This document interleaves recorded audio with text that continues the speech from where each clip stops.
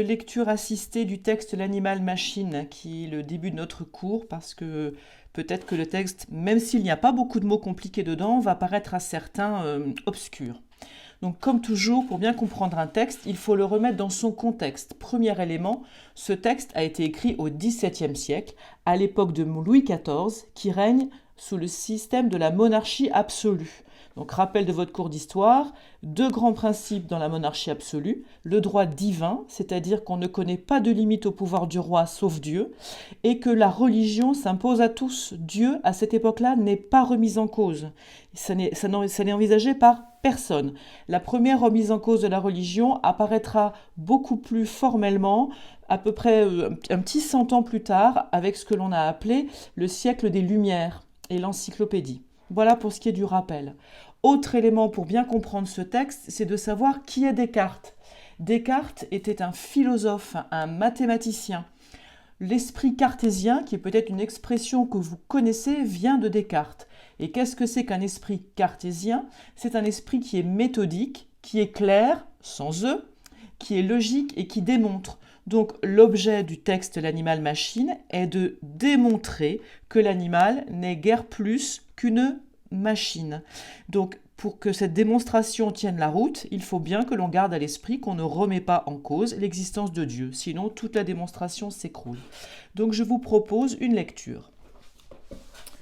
Je sais bien que les bêtes font beaucoup de choses mieux que nous, mais je ne m'en étonne pas, car cela même sert à prouver qu'elles agissent naturellement par ressort, ainsi qu'une horloge, laquelle montre bien mieux l'heure qu'il est que notre jugement ne nous l'enseigne.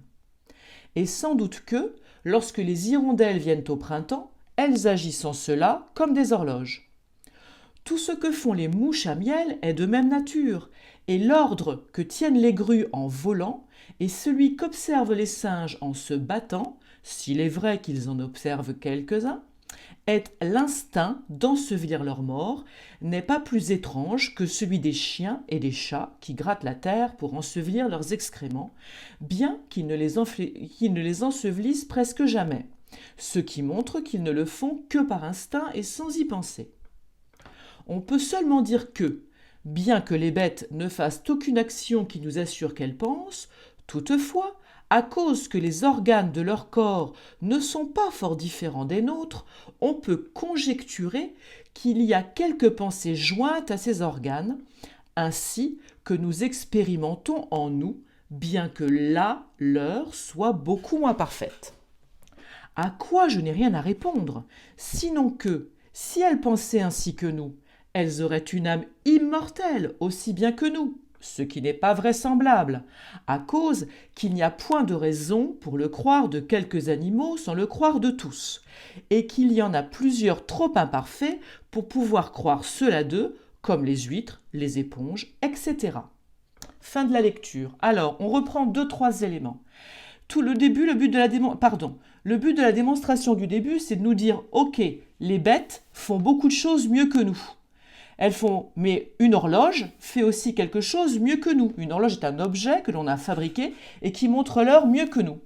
Eh bien, les hirondelles, quand elles retrouvent le chemin au printemps, ou les mouches à miel, que nous on appelle des abeilles, qui font cette chose magique qui est le miel, elles le font bien mieux que nous.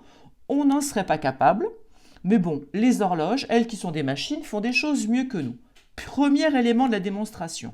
Après, il repart sur d'autres démonstrations, mais qui sont un petit peu moins peut-être évidentes et d'ailleurs un peu moins convaincantes sur le singe, le chien et le chat. Ensuite, autre élément de la démonstration, c'est que non seulement il y a des bêtes qui font ça mieux que nous, mais certaines de ces bêtes, les chiens, les chats, les mammifères, ont des organes qui nous ressemblent. Donc à partir de là, s'ils ont des organes qui nous ressemblent, on pourrait penser qu'ils pensent, qu'ils ont une âme, comme nous. Voilà sa démonstration. Et là arrive la conclusion finale qui dit que même si un mammifère nous ressemble, il ne peut pas être autre chose qu'une machine, c'est que si il était comme nous, il serait immortel. Or, Ce n'est pas vraisemblable qu'il soit immortel, parce que si le chien qui nous ressemble est immortel, alors tous les animaux devraient être immortels, et aucun être humain ne peut imaginer qu'une huître ou des éponges puissent être immortels. Fin de la démonstration, l'animal est une machine. Bienvenue au XVIIe siècle, et bonne lecture.